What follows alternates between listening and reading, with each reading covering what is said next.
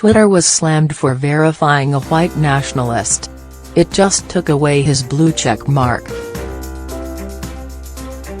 The check marks are a visual cue that the company gives to prominent accounts to help readers ensure they are authentic. Jason Kessler, the organizer of the August Unite the Right rally that drew various factions of the far right before devolving into violence that left one counter-protester dead in Charlottesville, was among those who said that the blue check mark was taken away from his account Wednesday. Others who said they lost their verified status included the white nationalist Richard Spencer, far-right activists Laura Loomer and James Alsop, and Tommy Robinson, the host of a show on the fringe conservative site Rebel TV. K.N.B.T, an alt-right figurehead who went by the name Baked Alaska, was suspended from the service. The move marks the latest skirmish in a debate over speech that has exploded over the past couple of years on social networks such as Twitter and those in the real world, including college campuses and city squares, as extremist figures with racially motivated views have increasingly moved into public view. And it comes as the publicly traded company faces increased pressure to weed out the hateful speech, images and threats that have blossomed on the service in recent years.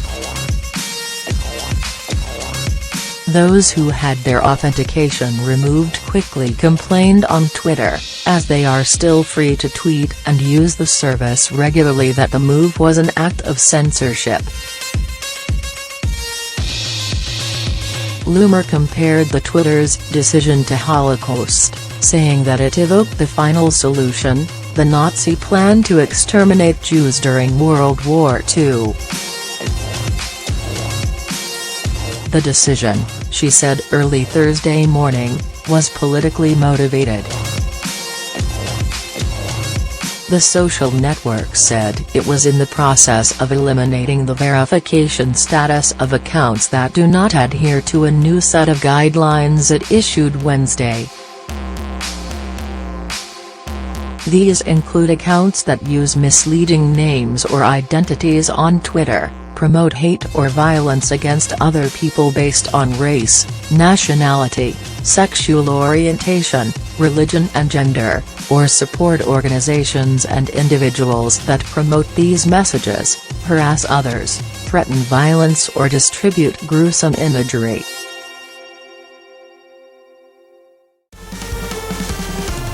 Verification helps promote the accounts, lending them a sort of semi-official imprimatur from the company. But Twitter said that they were never meant to be an endorsement.